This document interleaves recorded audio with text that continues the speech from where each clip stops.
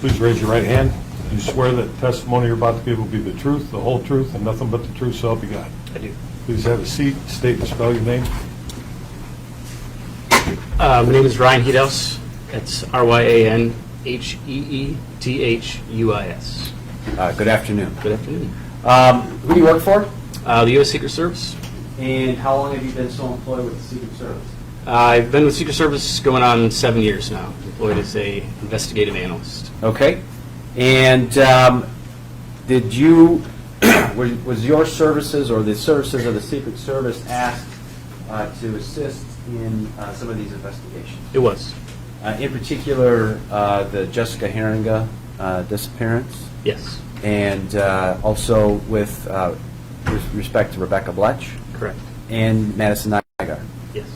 Why, I guess my first question to you is, why would the Secret Service get involved in something like this? Yes, so most people, when they think of the Secret Service, they think of our protective missions, so they think of, protecting the president, the vice president, their families. So, for instance, when the president, if he were to come to Muskegon, we then rely on our local partners because they're a lot more familiar with the area, so they'll know, the roads and local contacts. We rely on them to help us, ensure that protective mission is successful while they're here. So part of what we have in that is we've got a lot of technical capabilities, forensic capabilities. So on kind of the back end, when locals have cases where we can then help them out, we try to then give back to them because they are so helpful with us when it comes to the protective side of our mission. And your specialty is what? I'm an investigative analyst, so that kind of, it's a wide array of things. So I do financial analysis, cell site analysis. In this particular case, the most prominent thing I used was we call link analysis, so we're dealing with big sets of data and linking them together to try and find investigative leads. Okay. Now, as it relates to the investigation involving Jessica Heeringa, Yes. What was your assignment? So when I first came over to help out the task force, I was briefed on the case and kind of what they had at that point. So at that point, they had information that there was a silver van, that there's potentially linked to a Walther P22 handgun, and then we also had dumped the cell tower information kind of near that scene. So initially, I'm trying to piece all those things together to try and find leads. So I'm tying together, who owns the gun that also has, a van registered at the same address and trying to provide those leads. Same thing with the cell towers. I'm trying to find people that were in the area on their cell phone that also may have a silver van. So that's all then passed on to the investigators to follow up on. And then kind of in addition to that is they're getting tips as it comes in. So any way that I can help with trying to further those tips, or, if they say, hey, we get this, so-and-so has a silver van, we think he might have been around there, then I will then take that and I would run it and see, do they own a gun?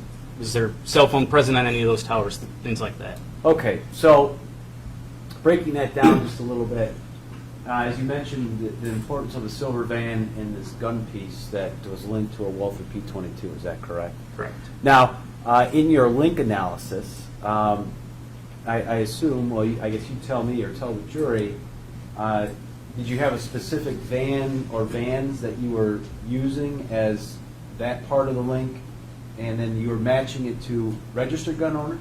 Correct. So we were looking at that time, we were looking at either a Dodge Caravan or a Town and Country. So at that point, we had gotten from Secretary of State requested anybody in the state that had either of those two vans registered. So I believe it was like 120,000 Town and Country and around 85,000 Dodge Caravans. I mean, we're talking about a pretty large number. So we're taking all of those and those registered addresses, so only the registered gun owners, and there was just over 15,000 individuals that had that gun registered in the state of Michigan. So we're piecing together those addresses, and I don't know the exact number, but I know it was around 100 where we actually had some matches, and every single one of those were followed up on by investigators. Okay, so in order to be part of your analysis, you own either a Dodge Caravan or a Town and Country. Correct. Silver in color. It was actually all the vans, but yes, I mean, if we found any matches, I would then pare it down to say, okay, was it silver? But yes. Gotcha. All right. And a registered owner of a P22 Walther handgun. Correct. All right. So, for example, if you didn't have one or the other, you weren't making your list, essentially. That wasn't being Right. linked. Right. So if you didn't have the van, you wouldn't connect on the list, and if you didn't have a registered handgun, it wouldn't. That was kind of my question. So, if you had the handgun but you didn't register it, you're not coming up on that list. No. Okay. And I'm assuming that as you, the picture that you painted was one that you kind of carried through the course of this investigation. I did. So for the next, several years, I was in constant contact with Lieutenant Casher trying to develop any fresh leads, and then that evolved into the other investigations as those came along as well. Okay. Working kind of, I guess, in chronological order, when the Rebecca Bletch investigation popped up about a year and a half or so later, at that point in time, were you able to make any links to that investigation and the Jessica Heeringa investigation? Now, at that time, there was no indication that there was a van present at the scene. We didn't have any cameras or witnesses at that point that the van was relevant. We did look at the cell towers between the two locations, but there was nothing present that gave us anything to go on to Okay. put us together at that time.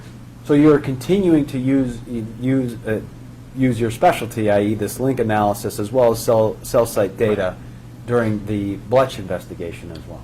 Correct. So we're looking at that point. I was kind of looking at as independently. At that point, we were looking. So I'm doing the same things on that case, trying to link different pieces of evidence that could potentially be linked to individuals, but not necessarily between the two cases, because at that point we didn't have too much that was pointing in that direction. Okay. Now, fast forwarding again, another year and a half or so to Madison Nygaard. Yes. When were you contacted, and what were you asked to do? Yeah, so in the immediate days following it, I was contacted by Detective Lisa Ferris, and she had indicated that they had identified a video from, actually, I think at this point they may have been before the video or after the video, but they had information that a silver van was involved. So knowing that I had done all of this stuff in the hearing investigation, so I was familiar with the process, she'd reached out to me to try and kind of replicate that to see if we could go through it again. So she reached out at that point. Okay. And at some point in time, were you provided with either stills or video of this Blueberry Farm video? I was. And I want to show you a couple of exhibits that are going to pop up in front of you there. First and foremost, this is People's Exhibit 62. What are we looking at in this photograph? That is a front view of what appears to be a silver Dodge Caravan. All right. And was this something that you were using or had as part of your initial analysis? It was. Now, the red arrow, what was the significance of that? So I got information from the investigators that the that radio antenna on top of the van may be significant. So when I reached out later in the process, they thought that'd be significant to help narrow down the pool of vans we would be looking at. Okay. People's Exhibit 63. What? So yeah, so that's the same van, just kind of the next frame from the previous image. Okay. And finally, People's Exhibit 64. And that's same video. It's the side profile of the van. Okay. Now, taking all the information you had, did you work with anybody else in trying to determine or narrow down the potential owner of that van? I did. So at that point, I had received all the data back from Michigan Secretary of State. So like I said before, with the Dodge Caravans, we're talking about 80,000 vans in that initial pool of vans.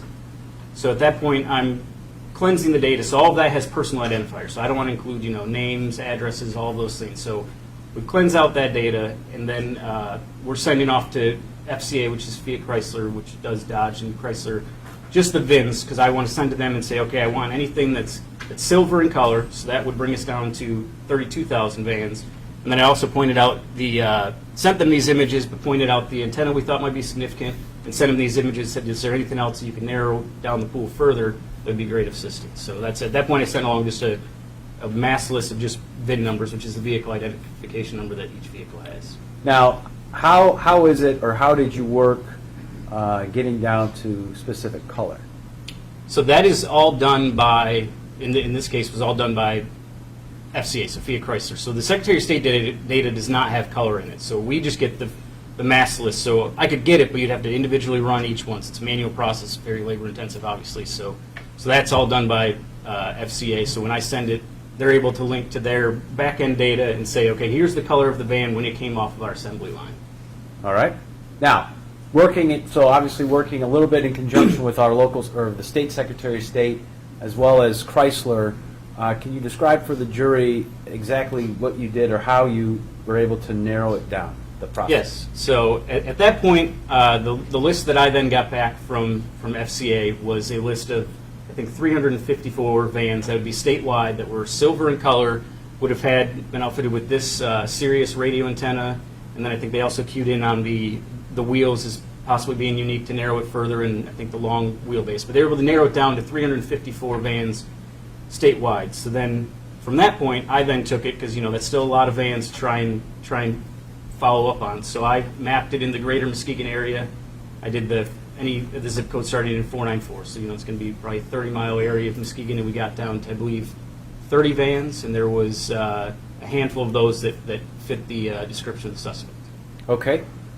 Now, so you basically took a huge list. Yes. I think you described it as over 80,000. Correct. Through all this work and whittled it down to 31? 31, yes. Okay. And is it that list then that you provided to investigators to move forward on? It was. Okay. I think I've got People's Exhibit 65. Does that kind of, in some respects, kind of at least give a little nutshell on what you did? It does. Okay. It does. Now,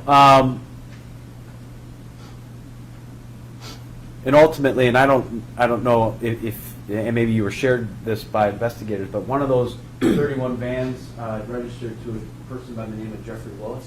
Correct. Okay.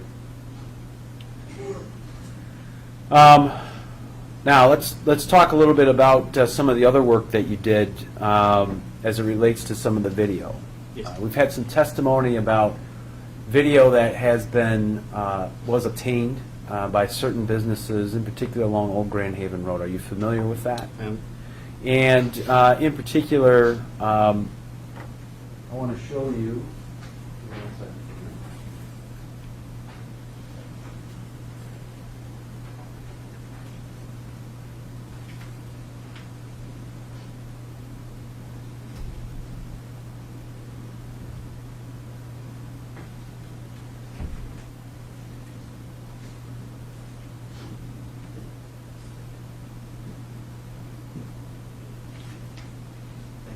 Yes, sir. To show you what's been marked as People's 196. Hang on one second.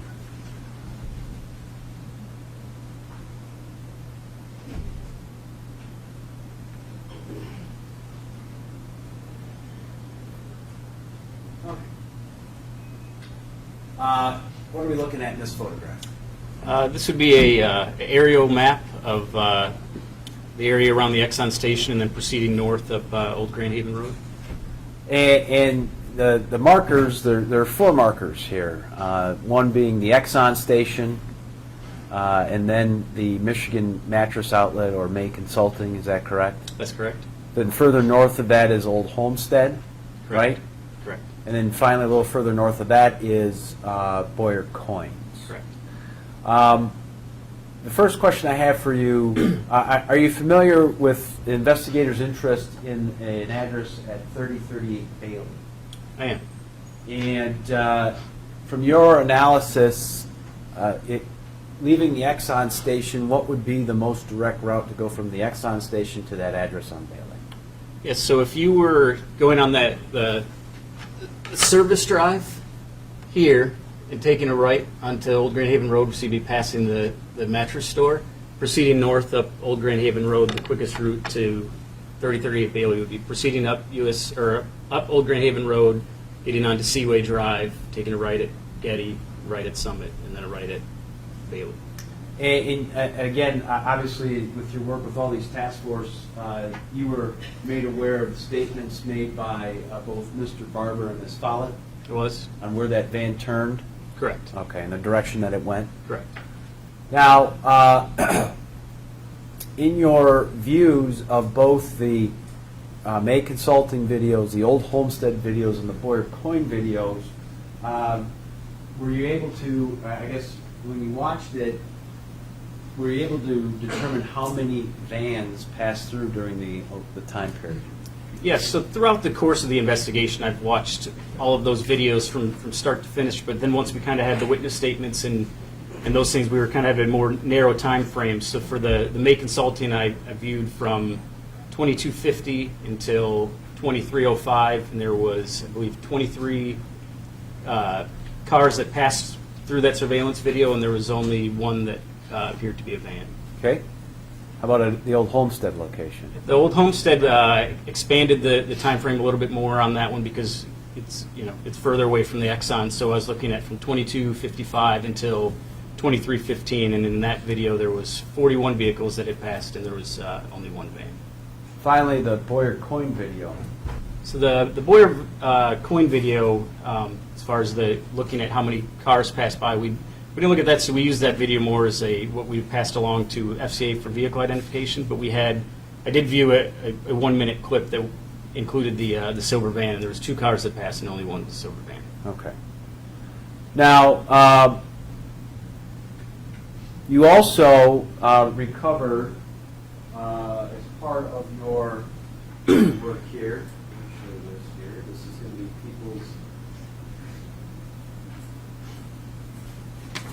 People's Exhibit 69. Do you recognize this? I do. What are we looking at here? So I had, subsequent to search warrants in this case, one of the search warrants was for a Fifth Third MasterCard, so I had received information from investigators that on the early morning of 4/27/13 there was a transaction at Taco Bell. So to kind of validate that transaction was a legitimate transaction, all of those things, I made contact with a fraud investigator with the corporation that handles Taco Bell, who actually was able to put me in touch with the owner who provided us this receipt, which showed the timestamp of, I believe, 12:34 a.m. and the MasterCard there at the bottom ending in 1050 was a match to the records that we had. Okay, and the owner of that MasterCard was who? Mr. Willis. Now, were you made aware of the fact that during a tip investigation, the defendant actually had indicated to both officers that he had actually went to this Taco Bell on Sternberg? I did. And that he had left his home, which was on Sheridan, to go to this Taco Bell? Correct. Now, I'm not going to assume anything, but did you look into whether or not that the Taco Bell on Sternberg was the closest to his house? I did. So, I mean, when I initially heard that, I thought it was curious because knowing the area, I mean, there's another one that's right there on Apple Avenue. So we did. I pulled it up to see the distance between the two, and the one from the Sheridan location of the home was just over 2 miles from the home. So about a 5-6 minute drive. And this location here on Sternberg from the home is more of a 12-13 minute drive. Okay. Now, when you get off of 31 to go to this particular location, Yes. which exit is it? The eastbound exit or the westbound exit that you get off on Sternberg? It would be the eastbound exit. All right. So you get to the top of the ramp there, and I believe you'd be turning right on Sternberg to head to this particular Taco Bell. Is that correct? Correct. You're almost kitty corner across the street from where the Exxon gas station would be located. I guess that's the nature of my question. From there, can you kind of see what's going on at the Exxon? Absolutely. So if I understand your testimony correctly, there was a Taco Bell 2 miles from the defendant's home as opposed to this one, which was... It's almost 7 miles from 7 the home. miles. Yes. Okay. Let's talk a little bit about some of the other things that you're doing. In particular, for the Jessica Heeringa case, what I call, and maybe you call it something else, what I call a proof of life search. Correct. So, yeah, proof of life, signs of life. So kind of since the beginning of this investigation, every few months, I mean, I was always trying to develop new leads for investigators. So I was running a series of searches that I guess I would kind of break down as commercial public database type searches, local and state searches, and then federal searches, and then finally international searches. Okay. And I'm assuming you have various partners that you are able to work with in order to obtain Correct. information? Correct. So I'll start with the commercial databases. So anytime you move to a new apartment, a new house, you're going to generate a record. You get a new utility bill, it's going to generate a record. You're getting mail at that address. If you sign up for a magazine subscription, that's going to be a record. Rewards card, grocery store, gas stations, all that stuff that you think you're signing up to get something from them. They're also getting your information that's then provided to these companies where we can run these searches. Okay. And is that true for all the other partners that you have there? Yeah, so then continuing on from there, so the local and state searches, those are more going to be law enforcement-based searches. So what I was searching for was any, this is nationwide, looking for any mention of a silver van and a blonde female, any cases with similar case facts, and then obviously any mentions or any signs of Ms. Heeringa. So we're looking for any contact that may have had with police. And then continuing on to the federal searches, those are going to be working with our law enforcement partners where we can run things, border crossings, so that, ever traverse out of the country into Canada, airline things that are both domestic and international. I think that's kind of the federal side, and then continuing on to the international partners, which is, you want me to continue on? Please. All right. So then on the international partners, we're looking at both prior to the arrest of the defendant and then after. So prior, we were running things, even though we didn't have any indication that there was any human trafficking, there are partners that can look at those things to see, is there any mention of her, and there's some facial recognition tools so we can share those photos and it can show, showed up in any videos. And then after the defendant's arrest, we had information that the homicide of Ms. Heeringa may have been recorded, so we then resubmitted again, trying to get any facial recognition on any of these sites that we've started to learn about as we went along in the investigation. So, in this, let me ask you this, Mr. Heethuis, is this a one-time search? In other words, you search these databases one time and whatever you get, and that's it? It's not. So, it wasn't regimented where, the first of every third month I was running them, but I would run them 3-4 times a year, every year since this investigation started. And have you been continuing to run them even after the defendant was charged in this case? I have. And at any point in time, whether it was prior to the discovery of the defendant, after the discovery of the defendant, prior to his arrest, after his arrest, and even during the course of all these other things, have you been able to get a positive result of any kind on any one of those levels involving Jessica Heeringa? I was not able to get any indication of any sign of Ms. Heeringa. All right.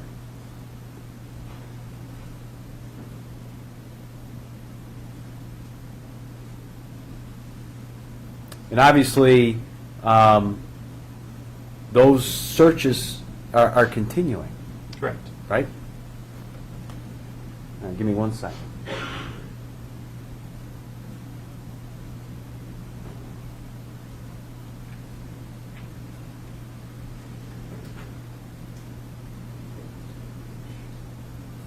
Your Honor, before I finish with Mr. Heethuis here, I'm going to move for the admission of People's Exhibit 196, the satellite overview picture.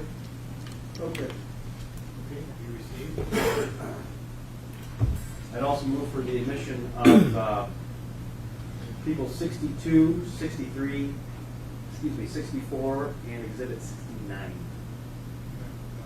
62, 3, and 4. Correct. And exhibit what? 69. Okay. No judgment.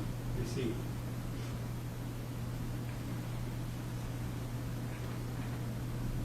I have no further questions, Your Honor. Thank you. Your Honor, do you want me to continue at this point, or do you want to take care of that other business? Well, actually, it's just I don't want to break. Go ahead and get that. Thank you, Your Honor. Mr. Heethuis, is it also Heethuis? Investigative analyst, but Mr. is fine. Mr. I think Mr. Good afternoon. Good afternoon. Mr. Heethuis, have you ever heard of a guy by the name of D.B. Cooper? I've heard the name. Okay. Just for your elucidation, D.B. Cooper is a guy who hijacked an airplane in 1972, jumped off the back of a parachute, never been heard from again. Does that sound like the familiar? Is robbery involved? Yes. Yes. Okay. Hijacking. Yes. Got some money, jumped off the Yes. plane. And the reason I ask you is about that proof of life scenario that you were talking about. Now, you obviously weren't with the Secret Service in 1972, correct? I was not. Oh, okay. However, would not the Secret Service have the policies changed? I mean, wouldn't they have attempted a proof of life for Mr. Cooper, especially since he was a hijacker and whatnot, when they tried to demonstrate whether or not he's still alive or dead or whatever? I don't believe that would have been our investigation. But certainly, no, it wouldn't have been your investigation. But you were the Secret Service. That would make sense, wouldn't it? It made sense in this case, right? Yeah, I mean, as I kind of explained in the beginning, we kind of help out on local cases, but I think that sounds like probably an FBI investigation. Somebody would have done a proof of life. Oh, I imagine, yes. Okay. And to your knowledge, has he ever been found? No, I mean, I think with those extraordinary resources, I think that would be more difficult to be found. It's extraordinary resources. Okay. So with extraordinary resources, a person like Mr. D.B. Cooper might be able to just evade detection and live off on some tropical island somewhere and never be found, right? Certainly possible. All right. Thank you. Second question. Yeah, the Taco Bell by Mr. Willis's house is about 2 miles away. Correct. The Taco Bell he went to that night is about 7 miles away, correct? Correct. The Taco Bell he went to that 7 miles away has a Kentucky Fried Chicken attached to it, or the Kentucky Fried Chicken with no Kentucky Fried Chicken attached to the one 2 miles away, correct? That's correct. Okay. You ever go to a restaurant late at night and you're getting ready to get something to eat and you get there and you find out it's closed? No, certainly. Okay. So if you're hungry, what do? You get something else. Yeah. When you were first brought in, they asked you about the vehicles that you were looking for was a silver van, Town and Country, correct, or was it the Dodge all along? No, I was always looking, I was dealing with the big data set. So from the beginning, Okay. I was always looking at both the Dodge and the Chrysler. All right. You were looking for the Dodge and the Chrysler? Correct. Okay. Do you know where the Chrysler came about? How that became an issue? So I'm certainly not a vehicle expert, but I believe that they're in the same production, same company, so they're similar enough that the witness wasn't sure it was dark. So all I had was a silver van, and I was indicated that it could be either a Dodge or a Chrysler. You know, I asked a question a minute ago, and I didn't close the loop here. This receipt is from 12:34 in the morning, correct? That's correct. Okay. One moment, please.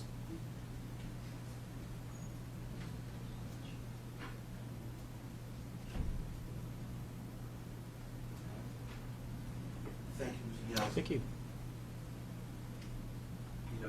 Yes, sir, I am. On this receipt, is there any chicken or is it all taco? There's not, and I'm fairly certain that it's the same company. I think it is they're connected, where if you went to the window, you could order either. Okay. Thank you. What time did the Kentucky Fried Chicken come? Is that 19? I do not know, but as I said, they're connected, so I believe it would be the same time because it's the same company that operates both. The same parent company operates Well, I both. understand that, but Okay. do you know that to be a fact? Do you know that they close at the same time? Or that- No, I do not. No, I do not. Thank you. Thank you, sir. You may see. Thank you.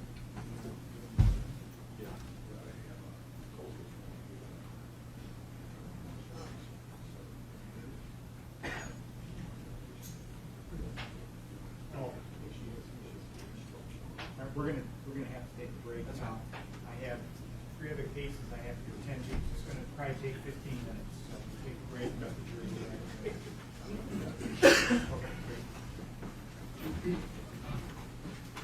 The testimony you're about to give will be the truth, the whole truth, and nothing but the truth, so help God. Yes. Please have a seat, state and spell your name for the record.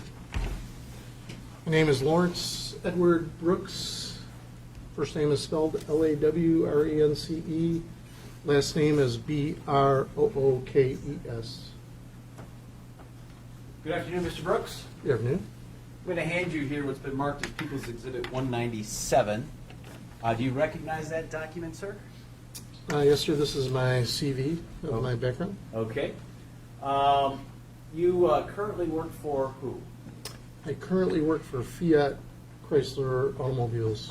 And for purposes of your testimony, I'm going to probably refer to them as Chrysler. Is that okay? That's perfect, thank A you. little bit easier for me anyways. What's your current job title with Chrysler? My current job title is Senior Manager of Product Analysis. And how long have you worked for the Chrysler Corporation? My 32nd year anniversary was last week, so 32 years. Okay. And in particular, do you work in the division or the area that deals with design work and patents on particular vehicles? Not in that area right now. Today I work and have worked since 2009 in the area of product liability claims and cases brought to the Office of the General Counsel at the car company, where people have claimed product defects or injuries. I am the engineering arm and technical arm to assist our lawyers in interpretation of our vehicles and their design and development over the last 32 years in my case. Okay. And so I'm assuming that makes you intimately familiar with the designs of Chrysler vehicles, Dodge vehicles over the time period that you've been with Chrysler. Yes, I'm very intimately familiar with many, many cars that we've built over the years. Now, you have testified as an expert in your field before, is that correct? Yes, I have. Many times. How many times and where? Well, in court, I have testified twice in Parrish County in down south, and that was identification of vehicles in regards to a criminal matter. I've testified here last October. I've testified in Detroit, identifying vehicles. And so is it safe to say, based on your education and your experience with the Chrysler Corporation, your expertise in looking at various features of vehicles and making determinations of make and model, you've been qualified as an expert to do that? I've been qualified in many courts for that function. And in fact, I think you mentioned you were qualified as such last October here in Muskegon County. That is correct, right in this very courtroom. All right, fair enough. Mr. Johnson, did you want to voir dire any further, or are you satisfied? I'm satisfied. Your Honor, I move for the admission of Mr. Brooks as an expert in the area of vehicle design for Chrysler Corporation. No objection. He'll be examined as an expert in that field. I want to talk generally first, Mr. Brooks, and then we'll get into what you specifically did in this particular case. Okay. Generally speaking, can you describe for the jurors the role that patents play in vehicle design? Certainly. So every vehicle manufacturer has designs that they want to sell to the public. So every vehicle that is out there, whether it be a car or a van or truck, is patented for its shape. Much like a Coke bottle is a Coke bottle because that's the shape that's patented. So all of our cars are governed by design patents by our design community. Now, as an example then, to the layperson, not recognizing that various aspects of vehicles are patented, can you give the jury examples of features of vehicles, for marketing purposes that might carry a patent so that it's unique to that particular vehicle? Certainly. One of the ones that many people maybe not know about is a Jeep vehicle has 7 slots in the front end. And that is a patented feature that no other car manufacturer can duplicate.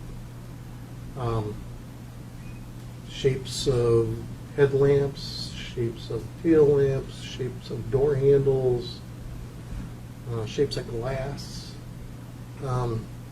I mean, there's numerous examples.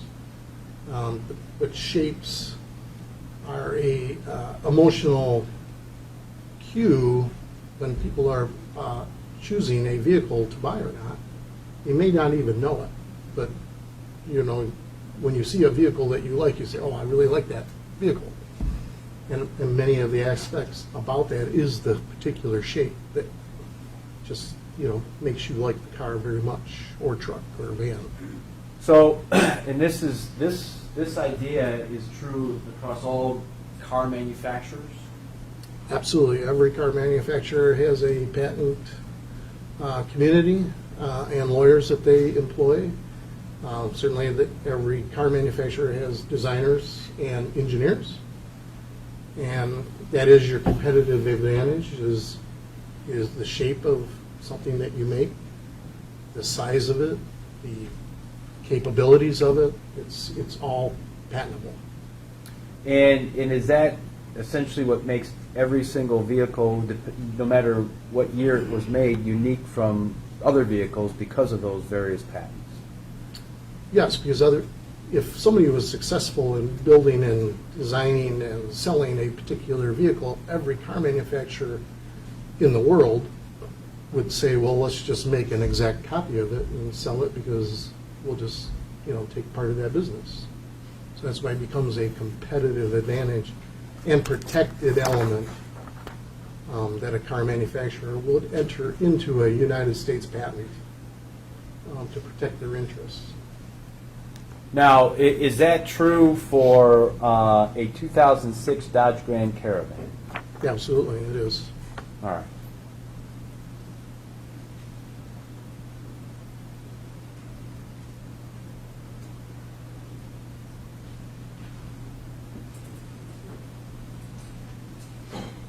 All right, I'm going to hand you what's been marked as People's Exhibit 198. Can you describe what that is, please? Yes, this is a United States design patent, patent number D447093-S. It was issued in August 28th, 2001, and it is a design patent of the minivan RS model that we sold from 2001 to 2007. All right. Let's talk a little bit about the evolution here before I get into some specifics. I'm going to show you, it's in front of you on that screen, People's Exhibit 70. What are we looking at here, sir? So this is a side view, of course, left side view, depiction of the different minivans that Chrysler has designed over the years, starting with, in the top left corner, the AS model. In 1984, Chrysler Corporation, back then, invented the minivan. And as a result of that, this is the design shape that was patented and built for nearly 11 years, until 1995. Then it progressed to another newer model, the NS model, that was built from 96 to 2000. Then it was replaced by the RS model, which is 2001 to 2007, and then replaced by the RT model, which is 2008 to 2017. So each one of those represents a Dodge Caravan, is that correct? It can represent a Dodge Caravan, and or it could represent a Chrysler Town and Country. But yes, those are model names. They're all considered minivans. Gotcha. We'll get to the town. I do have some questions on the Town and Country here in just a second, but we'll get to that. So in each one of those different model years, from the AS to the RT, there are particular aspects of each design that carry a patent similar to the one that I presented to you. Correct. For each one of these shown here, there's probably several patents. The one that what I forgot to mention on the one that you handed to me, this is a Dodge Caravan, and I know that from the front end of the shape on this particular design patent. Okay, It's not as evident in these side view pictures. okay. And we'll get to that here in just a second as well, given some of the work you did. Okay, so is it safe to say then, Mr. Brooks, that at least given your experience and your expertise, you look at cars probably a whole lot different than anybody else sitting in this room? Yes, I mean, 32 years in the car design, build, and manufacturing. I look at cars really differently from most people. I look at shapes. What most people don't realize, and I tell this to a lot of people, is most of the time you're looking at a car from the back because you're following cars in traffic. You rarely are staring at them in the front view. So I am constantly looking at vehicles based on my background, my safety development background, my design background, my manufacturing background. I would ask myself strange questions like, well, how did they build that? Or why did they do that? Where I think the layperson would not even recognize a curve, a corner that may be difficult to produce and make. So I truly do look at cars differently. And I think you've almost, in some respects, if I remember correctly, you've equated it to, your familiarity with vehicles is somewhat similar to an individual's familiarity with their kids, for example, in a group picture. Correct. When I look at pictures of cars, photographs of cars, when they're Chrysler cars, I immediately recognize them. I know them. I can tell you what they are. It's an immediate response, like a picture of your kid, like you saw, that's my kid. Okay. That's how I recognize vehicles. All right, well, let's talk about the work that Chrysler did in relation to the investigation involving Madison Nygaard. In particular, do you recall your group or your engineers working on helping investigators make a determination based off of some still videos that were provided to you? Yes, I remember this picture quite well. All right. Now, we've had some prior testimony from some of the investigators that indicated their work on trying to determine or narrow down the potential owner of that vehicle and what they did with the Secretary of State and then employing the services of the Chrysler Corporation. So could you describe for the jury what work was done on Chrysler's end to help and assist investigators? Certainly. First, there's just a recognition of this vehicle. And this vehicle is definitely known to anybody that's worked at Chrysler for any length of time, is a Dodge minivan, because the front end has a cross-hatched front end. That is a design cue that is only carried on Dodge vehicles. A Chrysler vehicle would have a solid grille, looks like an eggshell. So that's the first thing.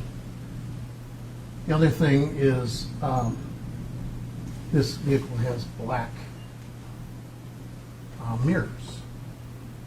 It also has a satellite antenna on the roof. And it's also a silver color or a white color. That's the immediate things. And one of my engineers was asked to narrow down a list of vehicles of this potential based on a bigger list.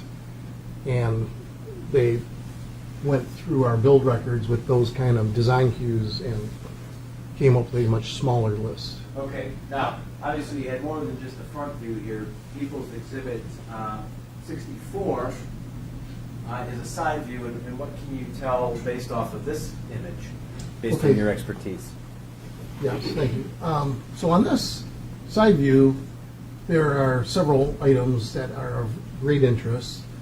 One is this black body side molding and black door handles, number 2. And number 3 is the wheel. So on every vehicle, there's a tire and then there's a wheel. And these in themselves, the wheel, those are patented designs also. So another car manufacturer cannot copy that shape, that design, and there are thousands of different shapes and designs out in the world. But each one of these features would have a specific build code associated with them that will allow one of my engineers in this case to, narrow down the possibilities of build. Now, you mentioned the black molding, and that is that unique to a Caravan, or I guess could you further explain that? Yeah, so when we build vehicles, we typically offer vehicles in 3 different levels of trim. One is a very low base trim, there's a mid base, and there's a high base trim, and each one of those has a different price break. So the lowest trim level carries black body side moldings, black door handles, black mirrors. That is only offered on a Dodge Caravan. The next level is these items here, the body side molding, the door handles, and the mirrors are color coded to the body color of the car. Those you can get both in a Dodge and a Chrysler. And then the highest level trim is still body color moldings, body color mirrors, but chrome mirrors. Sorry, I said that wrong. The color-coded door handles. Those are only available on a Chrysler Town and Country. Okay, so the Dodge Caravan does not carry the chrome. No. Now, in the Caravan itself, too, is there a uniqueness as it relates to the windows? Well, every for this year of range of years of minivans, the shape of the windows are the same on a Dodge as it is a Chrysler because the body is of the same shape. What's of particular interest on this vehicle is this back window shape is very unique. It's only built during the model years of 2001 to 2007. Okay. Now, the Caravan offered, and you can correct me if I'm wrong here, but offered 2 different, you had the Caravan and the Grand Caravan. Correct. What's the difference there? So the Grand Caravan, actually the wheels is 4 inches longer. You have a longer wheelbase than a regular Caravan. And this space between the door line of the second sliding door and the wheel opening is 4 inches larger than a Caravan versus a Grand Caravan. So as we look at this photograph and the photograph previous to that I showed you, where does this fall on the spectrum? Is it an AS, an NS, an RS, or an RT? This is an RS minivan, model years 2001 to 2007, and then this is a Grand Caravan because of this distance here is of that distance. I just know that. Now, as part of the analysis you did on this particular event, do you also include, or do you go to and look at a Carfax report? Well, oftentimes we're asked to look up specifications on particular vehicles. Carfax is a publicly available document that will explain the titling history and service history of any particular vehicle number specified. It is a report that's available to the public at cost. We certainly have an account with Carfax, which is an independent company. And in this case, I know for a fact that one of my engineers provided a Carfax for a particular VIN requested. Okay. Give me 1 second.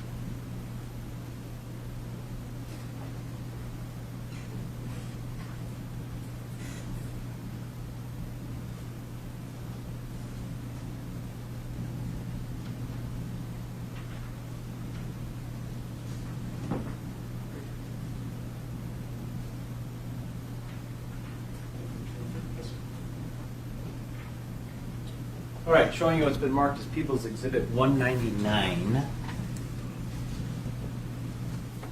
Do you recognize that report, sir?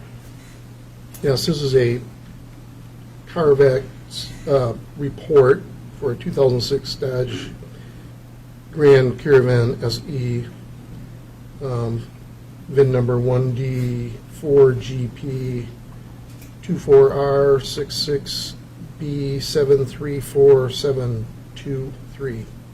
And I know you don't have the VIN number, but the general description, 2006 Dodge Grand Caravan SE, does that resemble that particular photo here that we're looking at? Which is People's Yes, Exhibit? that's a RS type minivan, which is exactly this shape of vehicle. All right. Now, did you also, or were you also asked to lend your, excuse me, expertise as it relates to a video that was obtained by Boyer Cohen? Yes, I was. I did. And this is specifically geared towards the Jessica Heeringa case. And so I'm just going to flip through the three stills here. But People's Exhibit 72, does that look like a still you were asked to review? Yes, I was. People's 73, Yes, and finally People's 74. yes. All right. I'm going back to 72 here. If there's a better one for your testimony, you can let me know. I think 73 is a better one. 73? All right.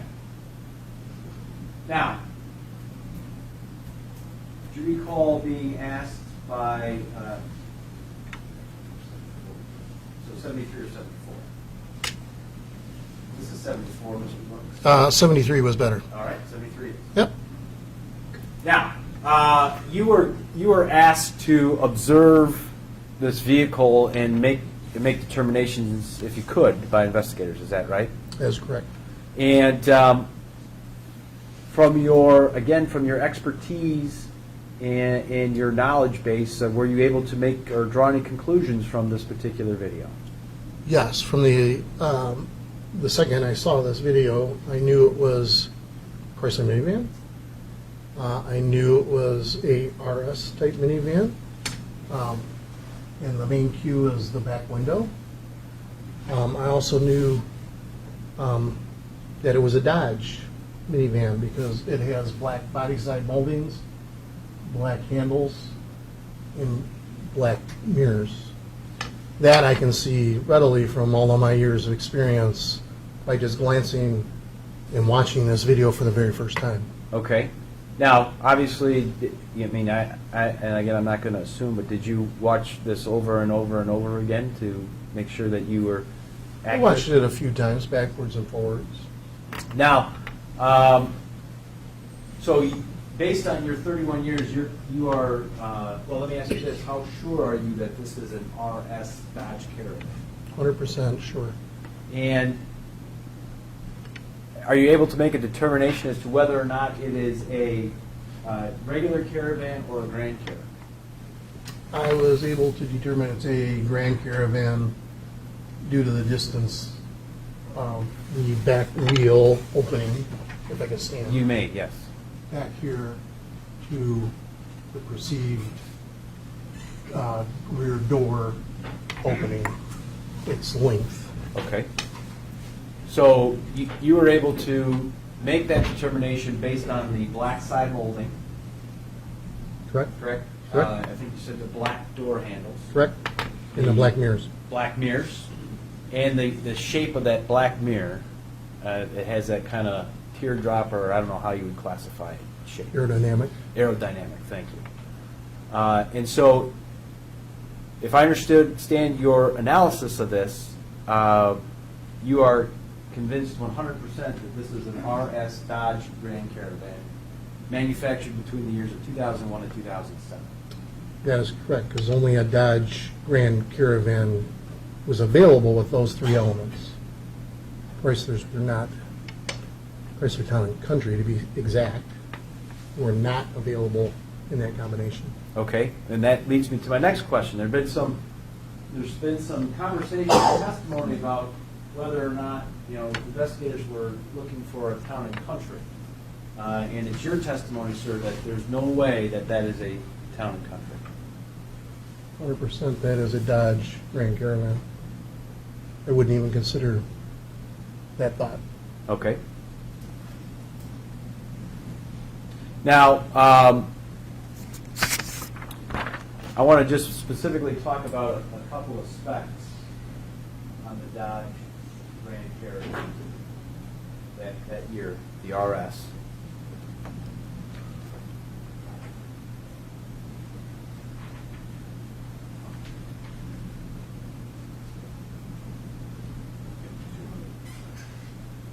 All right, this is People's Exhibit 200. And I will publish this for the jury here after we're done. But what are we looking at in that photograph? Well, this here again is the left side view of the minivans we've built over the years of 1984 all the way through 2017. And I was asked to provide a height from the bottom of the tires, which is ground level, up to the top of the front door. This point here, coincident with this sideline, and then a point where the windshield glass and the door meet the very highest point. All right, so two locations height-wise, from the ground to the, and again, maybe you can point it out, on the right side, ground to, Well, ground being where the ground touches these tires, up through where the back of the glass runs straight up, and it's the very highest point in a side view, and also the point where the front windshield glass meets the profile of the roof as it's sloping down forward. okay. Now, based on the heights, I guess, let's start with the far right side. How high from the ground to the top of the right side of that windshield, driver's side windshield? So this point here is what we're talking about. I called it point A. That is 67.04 inches, which is a bit over 5 feet. So essentially 5 feet 7 inches. Correct. Okay. Now going to the other point that you measured. This point here, I labeled as point B when I was asked to calculate it, and that point was 63.5 inches, so 5 foot 3.5 inches. 5 feet 3.5 inches. Okay. Yep.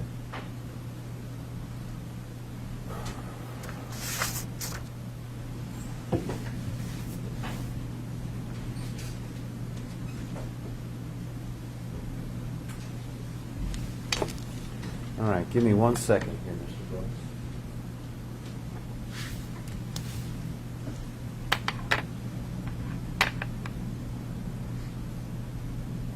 All right, bear with me because I got to admit a few exhibits here with you. Take this.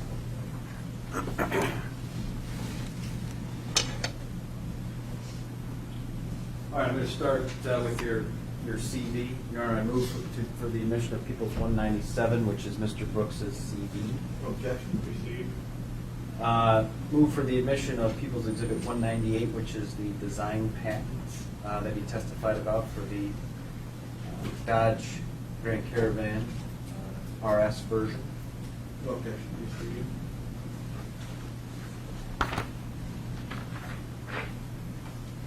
Move for the admission of People's Exhibit 199, which is the Carfax report. Objection received.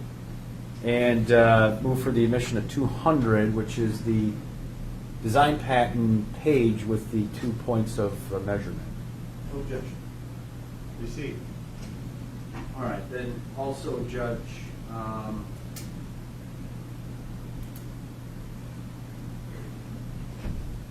going to move for the admission of People's Exhibit 70 through 74, which are photographs. No objection on that. Okay.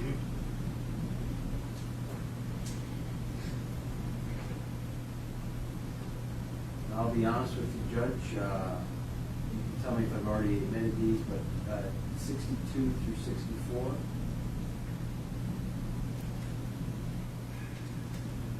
Yes, those are already in. Okay. I think.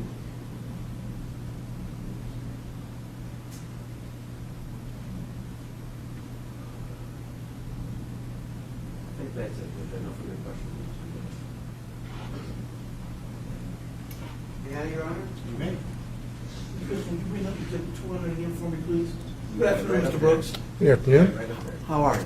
Oh, that's 200H, isn't that the one with the diagram? Yeah, I don't have the measurements on it, but I'll bring it back. Okay. Well, the exhibit's right before, like as you said. Mr. Brooks, show you was marked exhibit and admitted as exhibit number 200. That's the one where you said, you gave, it's up there. Thank you, Mr. Wilson. You mentioned point A and point B. Correct. Point B is at 5'3" tall. 5 foot 3.5 inches tall, yes. Okay. So if my head, if that vehicle's between us and I'm at point B, for you to see my entire head, my chin's gonna have to be at least 5'3". The vehicle's standing right between us. I'm at point B. For you to see my entire head, how high is my chin gonna have to be? Are you standing behind the car or in Yes, sir. front of the car? Behind it. No, I won't see your chin. You're misunderstanding my question.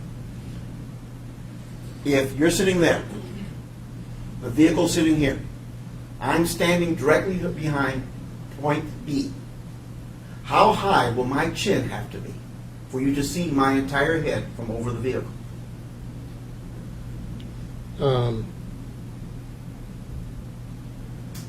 Yeah, it would be at the 63 inches. About 5'3", Yeah. 3.5 inches, Yeah. correct? Yeah. Same thing for point A. I think you got what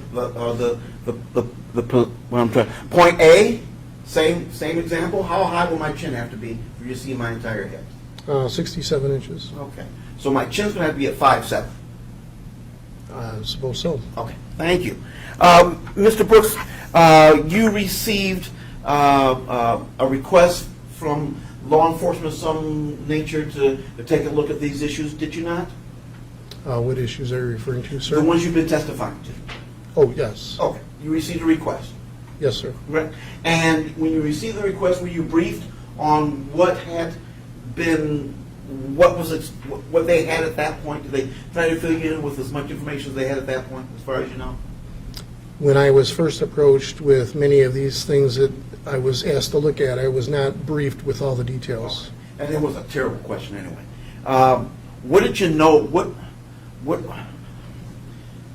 do you know if you were the first person they asked about this, or had they asked other experts or other knowledgeable persons before they talked to you? Well, I know I wasn't the first person to be asked because one of my engineers did some work prior Okay. to being asked. And were you informed that someone else had identified this vehicle as a town and country? I was never informed of this You were vehicle never being a informed of that? town of country, no. Okay. Do you know if they talked to someone before you? Or you answered that. They did talk to somebody else before you, correct? One of your engineers? They talked to one of my engineers to identify a vehicle based on its characteristics. Do you know if they'd spoken to anyone else before him or her? Not to be sexist here. At the time that you're asking me, no, I did not. I was not aware of who was talked to or who was asked. Were you ever informed that somebody else had identified this vehicle as a town and country? I had been told that somebody stated it was that, Okay. but never was given a name or a person that I would say I could remember here. No, I wouldn't expect so. Thank you, Mr. Brooks. One moment, please.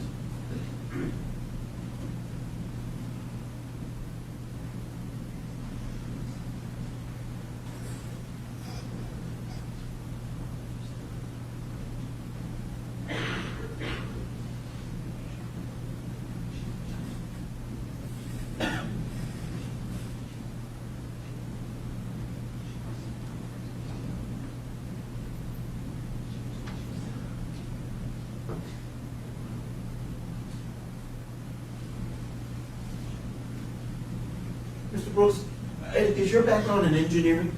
Yes, it is. Okay, so you understand the issues involved with perspective. And give me an example. I talked to you about points A and B, right? Correct. And how I'd have to be 5'7" for point A for you to see my chin would have to be at least 5'7". Correct? Correct. Now that would assume that you're standing and we're the same height and you're looking straight at me. Correct? It would be assuming we're standing on the same level ground. Right. Suppose you're lower than me. I would have a different perspective. You'd have a different perspective, and my chin would have to be higher than that 5'7" for you to see that whole chin. I mean, my whole face, correct? I mean, if you're looking up from the ground, or say you're looking up from a motorcycle seat, you're sitting on your motorcycle and you're looking up at me, then from you to see my entire face, it's not the 5'7" we're talking about, it's whatever that angle is plus the 5'7", correct? That would be correct. There would be an aspect of perspective. Okay. Thank you. I don't have any further questions. Just a couple follow-up. Certainly, angle of vehicle, I mean, Mr. Johnson's example, he's got the vehicle between you and him versus if the vehicle is on an angle and being looked at that way, there's a different perspective altogether too, isn't that correct? Correct. I mean, everything is about, and distance plays a role in that, I would imagine? Absolutely. The further away, the more the angle is pronounced. Okay. Now, would it be easy for a civilian to mistake a Dodge Caravan with a Town and Country? Absolutely. It's done every day. In fact, if a civilian is familiar with a Town and Country, can you see them actually making that assessment? Yes, especially if they're looking at the rear end of this vehicle. The rear end of these vehicles are exactly the same. They're only delimited by actual trim lettering on it. The actual shape is exactly the same from the rear. Now, I just want to clear up maybe some confusion. The engineer that worked on this case, that engineer actually worked on the Nygaard stuff. In other words, the color photographs we showed from the blueberry field. Is that right? Correct. And that same engineer is the one that you testified to that helped narrow down that VIN list based on the same observations that you made, making that blueberry field video a Dodge Caravan as opposed to a Town and Country. Correct. Not that engineer wasn't even identifying a Town and Country, correct? No, that engineer would know immediately that was a Dodge. He worked on that platform for many years, just based on the front end. Thank you. I know. Nothing further, let's go. Thank you, sir. You may stand down.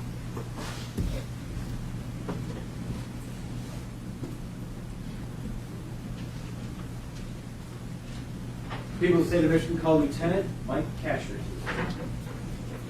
You swear that the testimony you're about to give will be the truth, the whole truth, and nothing but the truth, so help you God. Please have a seat and state and spell your name for the record. It's Lieutenant Michael Kasher, M-I-C-H-A-E-L, Kasher with a K, K-A-S-H-E-R. All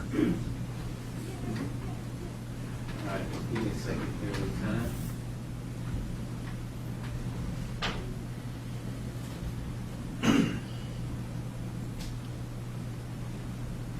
Excuse me.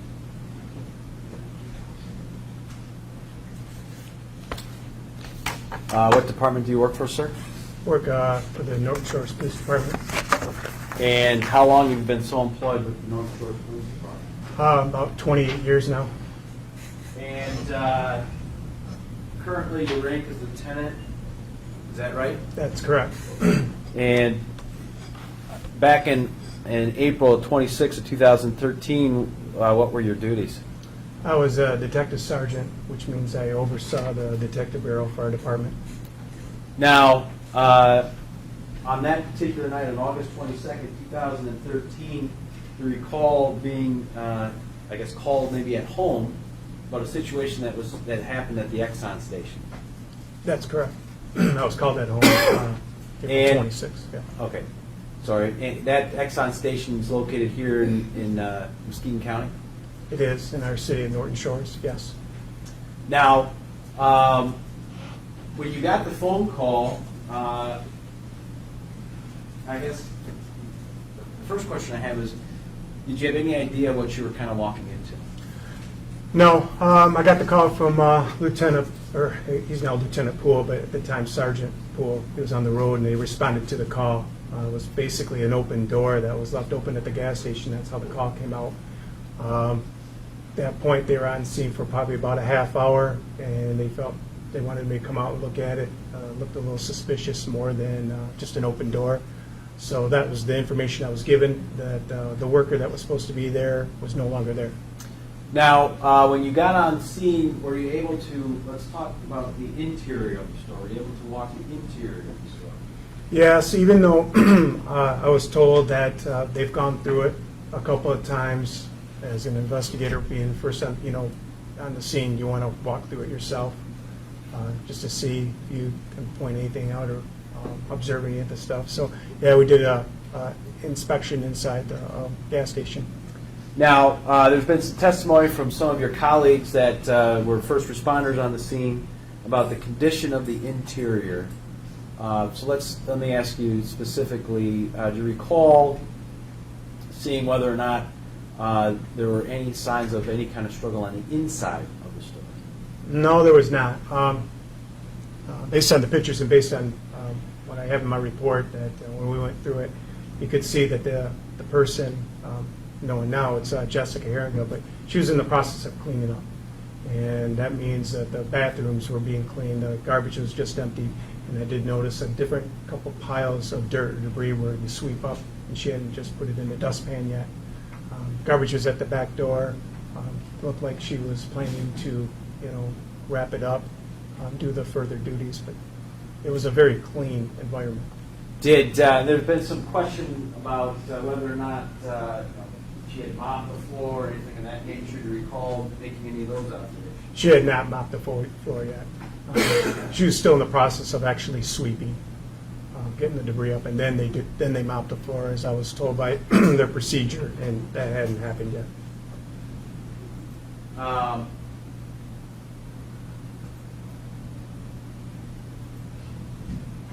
This picture is People's Exhibit 78. This is, I think, the only back exit to the store. Is that correct? That's correct. And is this how you observed the garbage can? And it looks like next to the garbage can is one of those dustpan type things. That's correct. All right. People 78, or excuse me, 79. What are we looking at in this photograph, sir? This is the till that was taken out, placed by Ms. Heeringa at that point in time. Its procedure, basically by closing that, they count the money, deposit the money in the safe right there for the owner that would have came in the morning, or the person opening it up. And it looks exactly like it did right there. Now, were you present, at some point in time, the owner of the Exxon station showed up, is that correct? That's correct. And were you present when he showed up? Yes, sir. His name was what? Fred Searman. Now, were you with Mr. Searman when he checked on this particular cash drawer? Yes, sir. Like anything else, they came up to the store. We required them to come up to the store. You're trying to figure out if she just left, did a robbery occur, something missing. We wanted to know the normalcy. I know it was a clean environment, but we still wanted to know the normalcy of the store. And Fred did come up along with Susan Follette. And yes, he did count the money at that time. Fred did. And did he indicate to you that he needed to make a report about money missing from the store? No, one of the things he reported to me was the money appeared to be all there. And since that time, since that information, he's never reported that it's missing or anything like that, or it was shorted.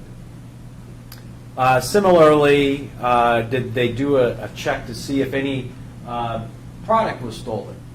Start with food and beverages. Yes, sir. So we went through the coolers.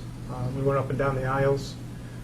Again, along with Susan Follette, because she's supposed to open up in the morning, and then Mr. Searman. Nothing appeared to be missing or gone at that point in time, and they've never since reported anything further down the line. How about tobacco products? Did this store sell cigarettes? Yes, it did, and lotto tickets. Any lotto tickets or cigarettes missing? Nothing. Hold on 1 second here. People's Exhibit 80. What are we looking at in this particular photograph? Okay, this is the back room, so you have the cash, or the cash counter, and then you go in the back. So this would be towards the west side, and then that's kind of where they stock things. And then in the far back is the office door, which was locked at the time. And that was one of the reasons we had Mr. Searman come up. It's basically his office where he keeps his accounting, the computer, and his books, I believe, back there. Now, did you find anything that you were able to identify as belonging to Jessica Heeringa? Yes, sir. A jacket that was hanging right there, and then also her purse was hanging. And did you examine the contents of the purse? Yes, we took the purse down and looking through it. Basically, just an inventory. Found all her keys to her cars, her car, her wallet that contained maybe just over $400, cards, debit cards, and her ID, Michigan ID, which is her license, and insurance cards. So did it appear as though anything that would identify her was missing? I think you said that her driver's license was there, credit cards all present. There's a lot of stuff in the purse, so there didn't appear to be anything missing. And anything of real value, such as money or debit cards or something like that, was still there. Okay. Now, at some point in time, sir, was your attention drawn to the outside of the store? Once we got done looking through all that, we then went outside. Corporal Hooksema, who testified earlier, wanted to show me where he thought there was some blood and what looked like a part of a gun and two battery watches. Okay. Now, this is People's Exhibit 84. Does that represent two batteries, the gun cover, the sight cover, I guess, and I believe the blood stain too? Is that correct? That's correct. Oh, this would be your blood stain right here. That's the battery cover. That's one of the battery watches. Now, were you able to observe and collect any other physical evidence than what we see in this photograph? No, that was it. The blood was not that big. It was into the ground. We had to swab it, or at least Corporal Hooksema swabbed it. Two battery watches that we had by that, in that scene, in the battery cover right there. After that, we did check around, further check for blood drops, leading from the door out. Looked for at the door frame, anything that maybe torn clothing, around the windows, in the front door. We didn't locate anything. Now, this particular gas station sits in kind of, I won't say isolation, but there's land in between it and the next retail space, if you will. Were you able to canvass the area? Well, we held off canvassing. I mean, we looked around that area. There's a car wash that's kind of connected next door. Went next door, kind of kept in the cement area because we called a K9 unit to come out. And based on that, we didn't want to be walking around in the fields in case we were messing up the scent. So a K9 unit from the Michigan State Police was called out there to assist us on searching that area. And were you present when that K9 officer and the K9 were actually searching that area? Yes, I was. Trooper Bush came out. He had the dog at the time. Gave him a description of what we were looking for, the background on it. And then from that point on, he searched the areas, both, north, east, west, and south, being the center point would be the gas station. And that goes into a field. And then along a fence line that has a water, a ponder, I'd say, and then along the railroad tracks, and then across the street. And Did the trooper or the canine give you any indication or positive information about potential direction of travel, anything like that? He basically said at the end, I mean, he was out there for quite a while, and as we were doing our investigation and I was interviewing people, he came back, I don't know, we're talking a couple hours. He said basically he felt that the scent ended right where we have the blood and we have the batter or the cover to the laser sight. He said he did not find any scent out in that field and then in the front at all. Now, were you also made aware of the fact that Ms. Heeringa's automobile was still at the location? Yes, sir. It was out front, as previously testified to. In that spot exactly, so we ran the plate number. One of our officers had the plate number ran, and it came back, registered to Jessica. We looked at it. It was locked up. The keys were still with the purse, meaning it was in the purse. There was stuff in the car, in the trunk. But before we did that, we looked at anything that was possibly could have, somebody trying to get into it, or was she trying to get to the car? And that means any blood, if there was any blood on the car or near the door in that area, or any torn clothing or anything that looked like being disturbed. And again, we found nothing. Now, you obviously have been sitting with me throughout the course of this trial and heard the testimony of Craig Harpster, the individual that observes the store empty or vacant and makes the call to 911. You recall that? That's correct, sir. Now, do you remember, or did you record in your report the time that call came? Well, it's in my report because it's based right with our system. So when dispatch gets the call, it's automatically put part of our, the complaint number. I don't put it into myself. So when I look at my report, the actual call came in and was, I believe, 14 minutes after 11. And then you see the dispatch time would have been to Officer Kingka at the time, which was basically immediately at 14 minutes after 11. Okay. So essentially, and obviously Mr. Harpster testified as to what he did prior to making that phone call, and ultimately dispatch logs the call at 11:14 p.m. That's correct. Now,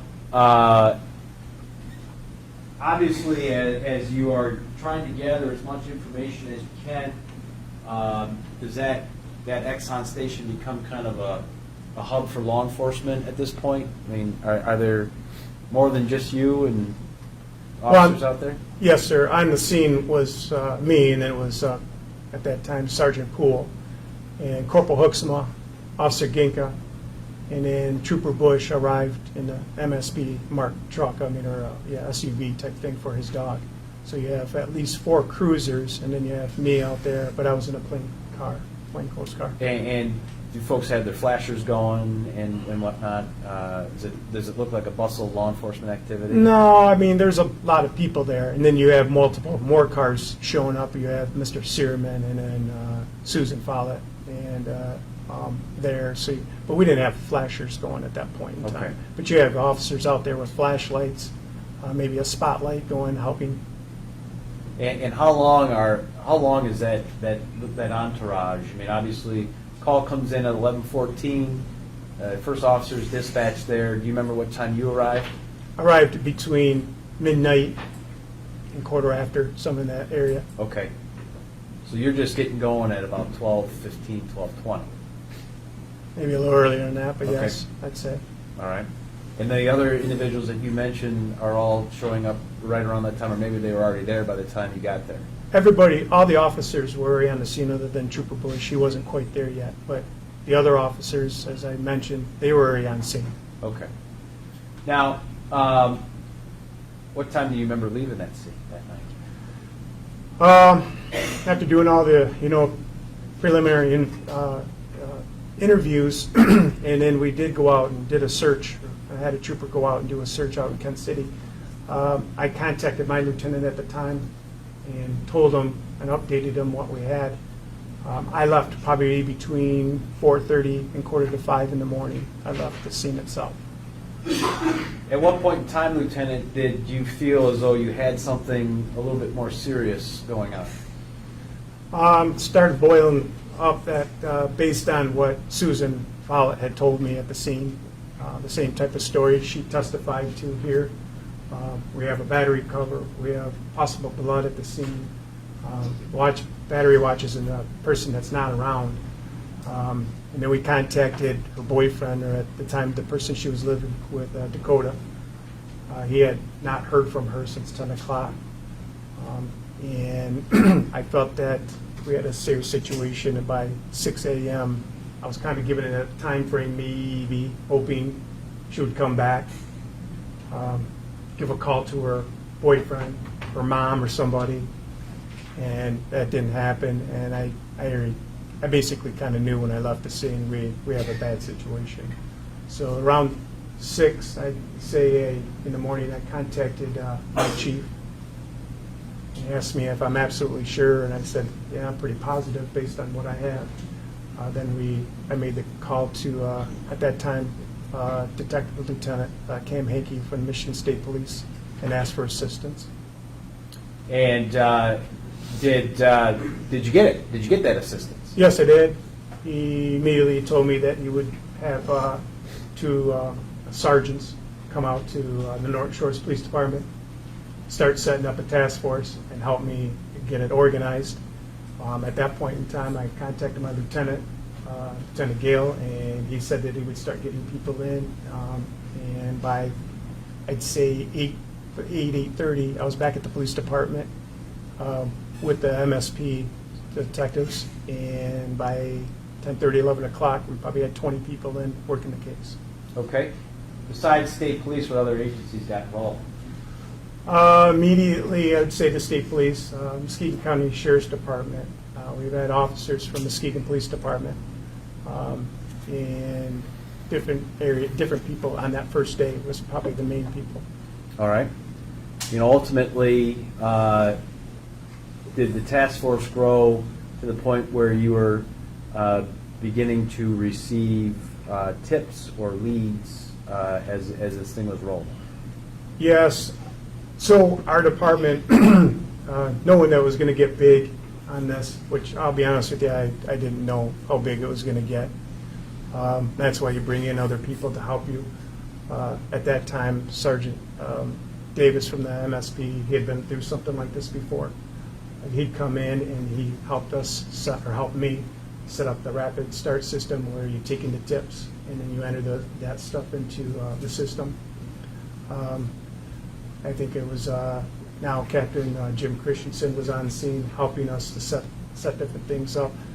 As far as our chief, we did incident command, which helps us organize. We had a public information officer, which was our chief, and then the incident command lieutenant was Lieutenant Gale, and I was the head of the investigations. And with that, partnered with that was Lieutenant Cam Hankey. Now, let's talk just real briefly about this rapid start system. I think Sergeant Baker, early on in this case, talked about the operation, how it worked, and this was something that obviously was brought to the table by who? The Michigan State Police? Michigan State Police used it. We have our own reporting system. So when we take a number or take a report, it's generated from the Muskegon County Sheriff or dispatch, and then we write the report, and that's kind of how it goes. I didn't realize how many tips or what kind of tips we were going to get, so I was thinking we could still go under that report system. And they told me, no, it's not going to be able to handle that.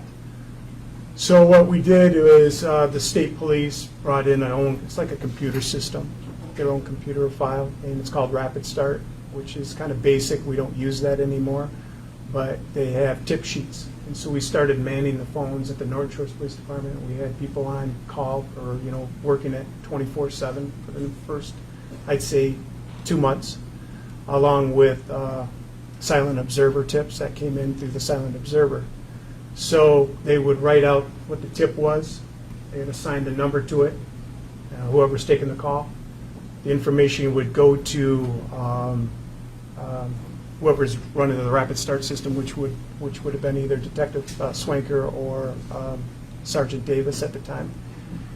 I look at it, or multiple people look at it, and then we rate it if it's low, medium, or high. And if it's something that we can follow up on, plate numbers or people's names, then we kind of rated it as medium and high, and then we assign it to the officers, or then we give it to the officers to go out.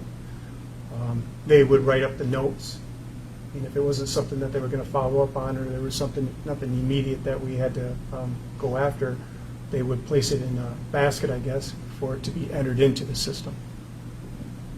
And that's kind of how that system worked, and Yes, sir. and then that seemed to provide some organization for you as investigators as those tips were coming in. Yes, sir. Now, I guess let's stay on that level of thinking here for just a second. Over the course of this investigation, how many tips did you guys receive? Anywhere from, it's somewhere around 2,200. So 2,200 tips came in during the course of the investigation, That's correct. and you were trying to do your best to follow up on all those tips and leads? Yes, sir. A few of them, some of them we don't have plate numbers. We have, be a description, a general description of a van going down the road, or a blonde female that they saw in Texas. Things that, that we couldn't follow up on, and others that we did have, information to follow up on. Now, Sergeant Baker testified that he was actually coming in on his off time to assist. Was that kind of normal course during that time frame? So we had investigators, between 15 and 20 investigators that were always every day, like myself, and the state police lended, and the county sheriff's department lended hand. Also, so did Kentwood Police Department, Ottawa County Sheriff's Department. So they would give us, basically loan us officers or loan us detectives. And maybe they'd loan a couple detectives for 3-4 weeks. With our department, basically it was me and another detective, and that's all we had in the bureau at the time.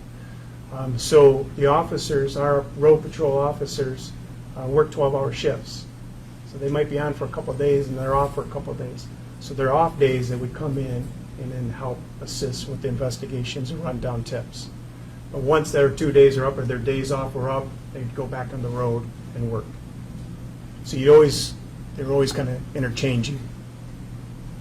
Now, this investigation expands for over 3 years. Yes, it does.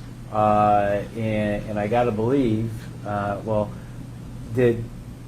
certainly at some point in time, over that 3-year time period, the task force maybe dwindles a little bit, but does how you're handling this investigation ever, I guess, waver? No, I mean, I'd say September of 2013, everybody, they work for their own agencies, they have to go back. And, you're still working on tips, and people would still work on things. But basically, I kept with the investigation, kept following up along with my other duties, and keep working what I thought was, important information to follow up on. The work of the task force, and then later on your own investigators, did you ever develop, potential leads that you thought at the time might lead to something? Multiple times. We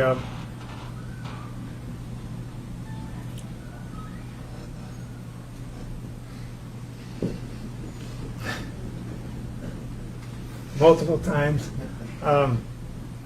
I'd say between 25 and 30.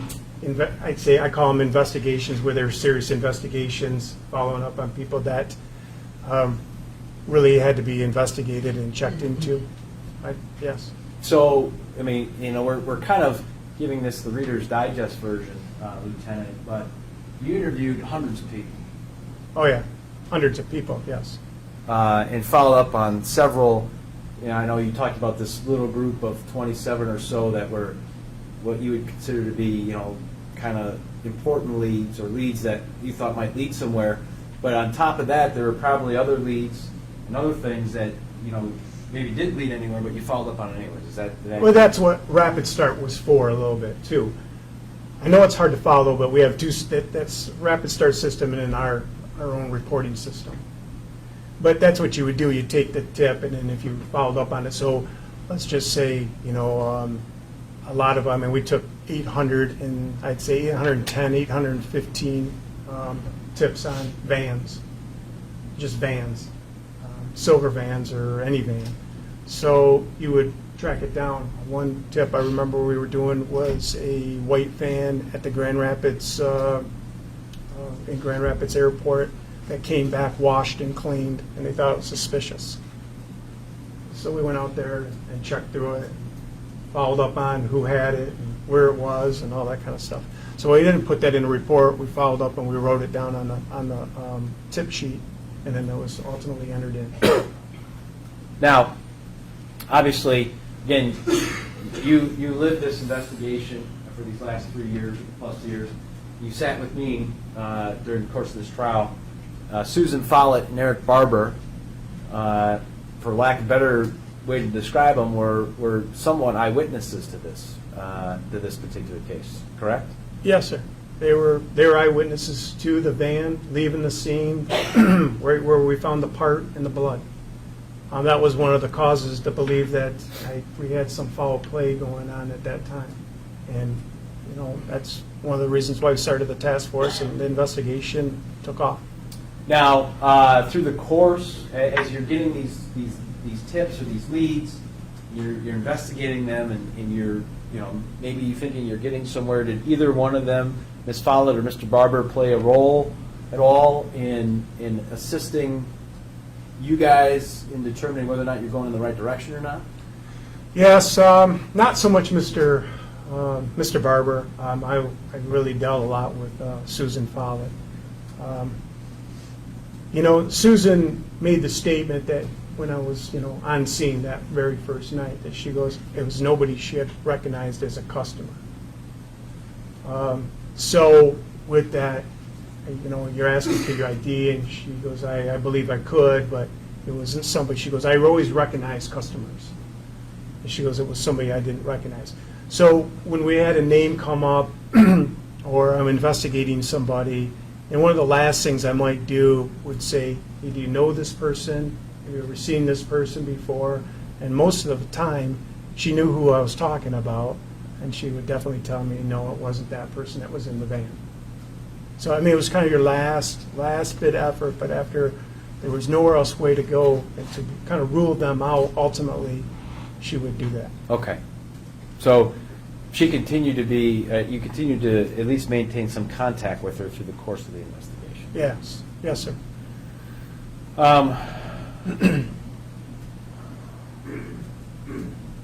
So we talked a little bit about the number of tips you received, and how many of those 21 or 2,200 tips you received were related to the defendant?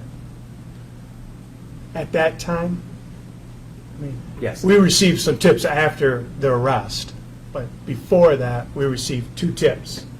And the 2 tips were the exact same tip. One with the silent observer, and one was taken at our police department, written down, but they were exactly mirrored type tips. So I'd just say 1 then, ultimately. Okay. Now, at some point in time, again, obviously we go through your situation. I'm sure because you work with law enforcement here in Muskegon County, you became aware of the Sheriff's Department's investigation in the Rebecca Bletch homicide. Yes, sir. And ultimately, the Sheriff's Department's investigation in the the Madison Nygaard abduction. Yes, sir. Now, at any point in time, or did you? We'll just take them in order here. When the Rebecca Bletch homicide happened, did you take a minute to try and see if there was any connection that you could make between that and the investigation that you were still working on? I had talked to Captain Christensen and Detective Ferris at the time, different times, about their investigation, where they're at with it, and what they kind of had and what was going on. I wasn't part of the investigation, but I did make contact with them different times throughout the year. And at that time, there wasn't any. I didn't feel like there was any connection that I could see. They had limited stuff at their crime scene also. They didn't have any eyewitnesses to help. So, fast forwarding then to April of 2016, Madison Nygaard happens. Yes, sir. Were you made aware, or at that point in time, the initial point in time, were you made aware of that investigation what was going on? Yes, sir. I knew about the investigation. And was there any conversation, at least initially, about any potential ties to your investigation? Yes, there was. What was that? Before we knew who it was, but a silver minivan was Town and Country. I think one of the detectives asked me if they were sure I was positive that my van was a Town and Country. They were narrowing it down to a Dodge. They thought it was a silver van. It was a Chrysler type product. It was a white male that tried to abduct Madison. They believed that there was a firearm involved. So, yeah, there were some things there that were going on, and they already had their task force going, and I kind of I kept abreast of what was going on, but I didn't enter the investigation quite yet. On the subject of the van, were you convinced about, at the time anyways, of what you were trying to look for as far as make and model? No, the van, the Town and Country, I guess, for a lack of a better explanation is that, if anybody wants to blame the Town and Country, you can blame it on me at that point. But when we were trying to decipher what was going on, I'm trying to figure out, do we have foul play, and is a girl missing? And when we started going that route, she was missing. But I'm trying to put a timeline together. And so, as you heard Susan Mosley, she left basically the last one that saw Jessica alive, and that was probably about 10:53. Then I have this van right where Susan and Eric Barber said that it was at by the blood. A couple minutes too, as they were following it, they were following it and paralleling it on Sternberg. Then we came up with the video, and we were looking at it. That's why we talked to Mr. Brooks later on down the line, but I don't know enough about vans. I talked to Susan at the time, and I talked to Eric. They made the assumption that they leaped across saying, this silver van, looks a lot like her sister's that she owned. That means Susan's sisters owned 2003, I think, Town and Country silver minivan. So from that basis right there, I guess I wasn't looking for a Town and Country. I'm looking for a product similar to that. We let it go as Town and Country, I guess, because there was between a Dodge Caravan and Town and Country, you're talking almost 40,000 vans, silver vans. So we're trying to get it narrowed down. So when tips came in, it didn't really matter if it was a Town and Country or a Dodge Caravan, even a Dodge. We searched Pontiac Montanas. We went to Ford Econolines, things that, if it was close in color, that's one thing they were positive about, coloring of it. So we investigated all that. Once Mr. Willis was arrested, and we had that van, as you can see all those pictures. That's when I knew we had to make a determination of, is the van in Boyer Coins in Old Homestead a Dodge Caravan, or is it a Town and Country? And I'm not an expert in vans. I just know it's a minivan. That's about all I can tell you. So that was why we reached out to Chrysler and Mr. Brooks. We needed a definitive answer, and he told us that that's what it was. Now, you heard, obviously, the testimony of investigative analyst Ryan Heethuis of the Secret Service. Yes, sir. And he was running link analysis with Town and Countries and Dodge Caravans. That's correct. And so, in some respects, investigators were, as you said, you're at the point where you're looking at vans that were silver in color, probably, but the basis or the crux of some of the important link analysis were focused on Town and Countries and Dodge Caravans. That's correct. We knew it was something that was similar to the body style of the Caravan and the Town and Country. That's one thing we do know. We searched vans, and I had people telling me We do know this for a fact by the testimony of Susan and Erin that the hatch went up. That's one thing I do know. And so we kind of ruled out vans when we got on scene when the doors opened out. We knew that wasn't possible. They were positive about that. They were positive about silver. So when I showed up and it had red all over it and maybe yellow, I'm pretty sure that they would have known the difference of that. So you can rule that kind of stuff out. But yeah, it was exactly what when Ryan came on to work with us, we didn't decipher anyway. We included everything. So,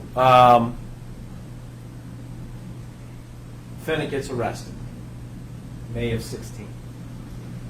At that point, are you making any connections at all to your case? So on that day, I was at my office, and Detective Sergeant Sparks contacted me and said that they had made the arrest. They were doing a search warrant on the vehicle, the Dodge Caravan. They were doing a search warrant out at his house on Sheridan, and they found what they thought or they believed, and his words was there was a rape kit that they just took out of the van. You need to come over here. So I went over there at the EOC where they were doing the search warrant. I stood back, I watched, took my notes, and we talked about the case. I talked about it to the investigators, which would have been Captain Christensen, and Detective Ferris, and a couple other people that were involved with the Nygaard situation. They were kind of giving me the background and filling in what they had done up to that point to make that arrest. From that point on, I'm making connections, but after 5 years or 3 years, I'm a little pessimistic. I've been down this road multiple times, so I want to see what the evidence is going to provide. And I waited for the evidence to come out over the course of the next 2 months. That evidence started to, I putting the pieces together for our case, the Heeringa case. So, obviously, you did, at that point in time, you were learning of the discovery of this Walther P-22? Yes, knowing that we have a gun sight, laser sight that was at our scene, batteries that has been testified to,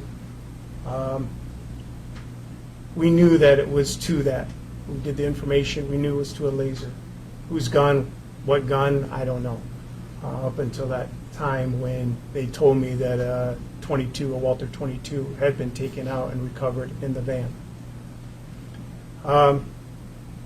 Understand something, this is the investigation dealing with Nygaard, so it's not like I come in, I take over. They had their task force already going, so I'm kind of tailing along, and I'm the last guy in, basically, as they're doing their investigation and putting their cases together, too. So it was sent to, obviously, DNA and then fingerprints or vice versa, whatever they do, and then it goes to Lieutenant Crump. They know that the serial numbers were filed off. So to raise those serial numbers and then get the owner of the gun was told to one of the detectives at the County Sheriff's Department. This is basically a couple weeks in, maybe a week or so in. They raised it.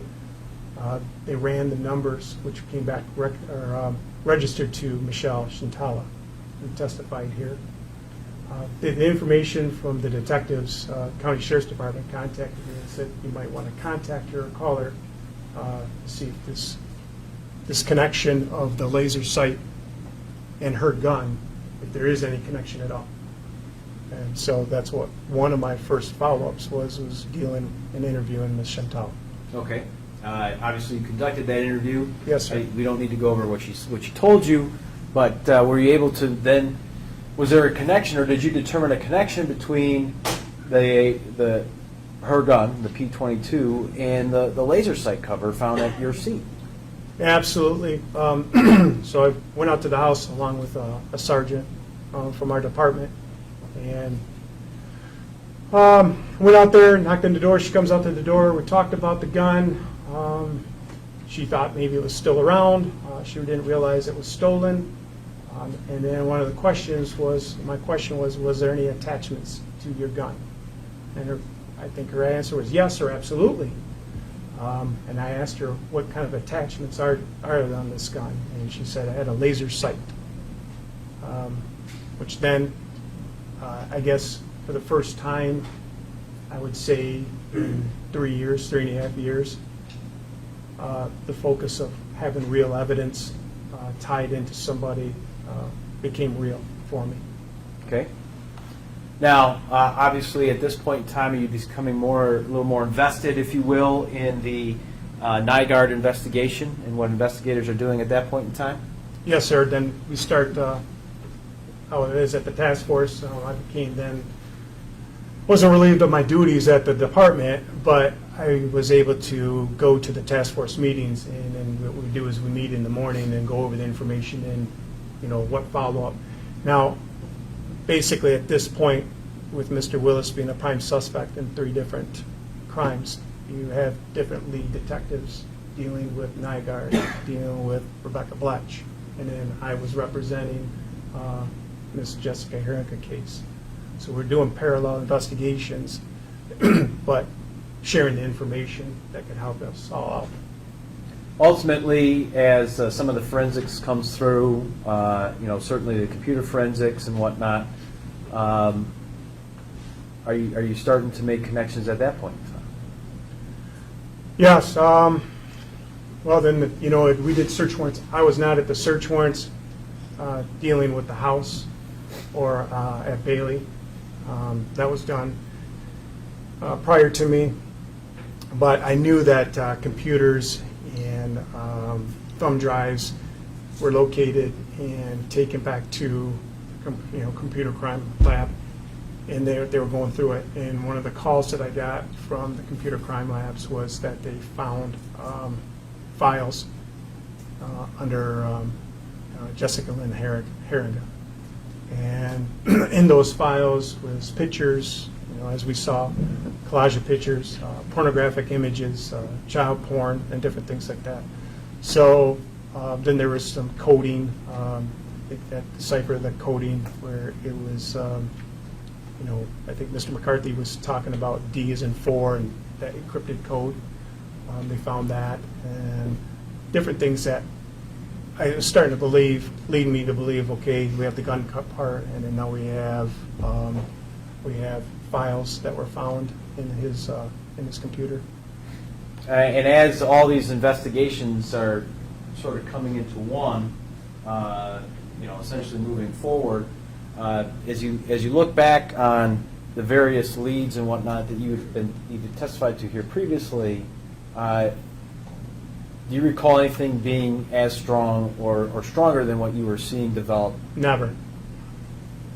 We had people that we suspected, we had people that looked good for it, but then they were always alibied out, or it just didn't make sense. The crime itself wouldn't make sense, and that happened most of the time. I can give you story after story after story, but I'd have investigators and come in and go, it has to be this person, but we could never. There was always a couple pieces missing that didn't make sense. And when, that's why I guess I was very cautious in the investigation and not to jump on the bandwagon and say that, yep, he's our guy, Mr. Willis is our guy. I was waiting for information and waiting for things to be confirmed before, it really started dawning on me that he was involved with my disappearance. As an investigator of this case and having been invested in it now for over 3 years, 3+ years, were you, I guess, how would you classify, strike that answer, or strike that question.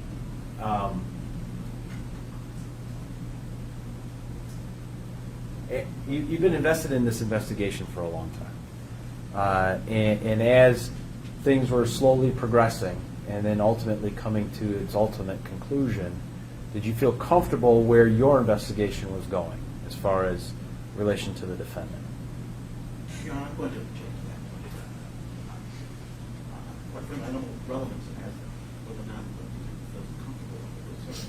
Just asking for him to add an opinion and a conclusion as an appropriate form. Well, when you say feels comfortable, it does sound like that's you're calling for an opinion. Okay, So I'll sustain the objection. fair enough. I guess I'm satisfied with your first answer, Lieutenant.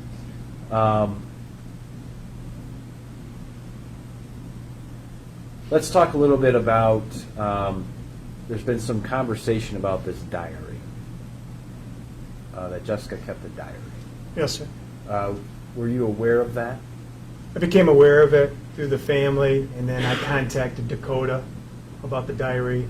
I would say, January of 2014, and he did say that she kept a diary.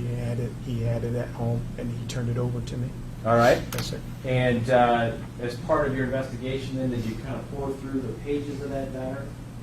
Well, yeah, you're looking for leads at that time. This is obviously pre any arrest, and you're looking for any leads to this, and hopefully that somebody maybe jot something down that she was being bothered or harassed or whatever it is, or maybe names in the diary. But yeah, I went through it a few times, read it through a few times. And I've never kept a diary. I know some people do. Some people are very religious about it. They will write every day their thoughts and feelings, and some are not. What was your impression with this particular diary as it relates to Jessica's? I guess how many times she was writing in it? Well, she probably wrote, there'd be a couple days in a row or a few days in that week she would write, and then there'd be a couple months where she'd skip. And it wasn't, how she writes it is in her writings on that page, she'll write the month, and then down here the day, and then over here the year. It's not like Dear Diary, it wasn't anything like that. And then here's the date up here. So you have to kind of find the date itself. So you might have days in a row that she'd write, and then all of a sudden nothing for a month, nothing for 6 weeks, and boom, she's back writing again. And she was ultimately a really beautiful writer. She was a poet. She loved writing poems in there. Her thoughts, her feelings, maybe her daily stresses, her monthly stresses. I'm just interpreting that writing itself. So back when you received it, reviewed it, and analyzed it and studied it, did you find anything of value that could help push your investigation in a direction? Ultimately, no. It was everything that we'd already learned about her, maybe her and her fiance or her boyfriend at the time, Dakota. There wasn't anything that I learned that I didn't already know about her other than she was a good writer. It talks about problems, personal problems, relationship problems, to, wishing for a better life and how she can get from, how to better herself, how to take care of a boy. And I'd say throughout the whole diary, a lot of writings about her boy, Zevin, that, this is the greatest thing that ever happened to me, and, the best decision I ever made was having my boy, and he's my life, and all that kind of stuff. That stands out the most. So did you find anything in there talking about wanting to run away and start a new life and not tell anybody? Well, yeah, I found that. I did find that. It was things that I want to get away. It's basically what you said, but there was no plan like, okay, I'm squirreling away some money, and hopefully by this date I can make my breakaway or anything like that. There was no plan itself. I think that, I hate to say this, but I think it's a lot of the same things that we all go through in life. One day, and the next day, one day I'm fed up with this. I want to go up to a cabin in the north and not be bothered ever again. I have those daily thoughts all the time. But the next day or a week later, somebody will she'll write in there that, life is good and life is sweet, and, it will be a reverse or an opposite. So yeah, she had those thoughts. Sure. I guess that's a really good answer to kind of a poorly worded question. Did you see a progression, in other words, where she started as bad, and just got progressively worse towards the end of her writings? Or was it that fluctuation of having a good day, then having a bad day, and maybe 2 good days? I think that's a perfect assessment. It was, bad days, good days, dreams, and, I'm never going to reach my dreams, and yeah, one day is good and one day is bad, but yeah, that's about right. Any poems or writings about like leaving her son behind? No, there was no readings, there was no writings that I saw or that I remember of I want to leave my son, and I'm always just about wanting to provide a better life. You know, I want it better for him than what I had, or I don't want to be a disappointment in his life. So how do I make things better? It seems like you kind of classified this that, you know, she considered her son her world. Yes, And- absolutely. And not a mistake, but one of the best things that ever happened to her. That's perfect characterization of it, yes. All right. Just a couple of things that we've gone through during the course of I think probably this would be a good time to take a break. Sure, that's fine. Take a 10-minute break.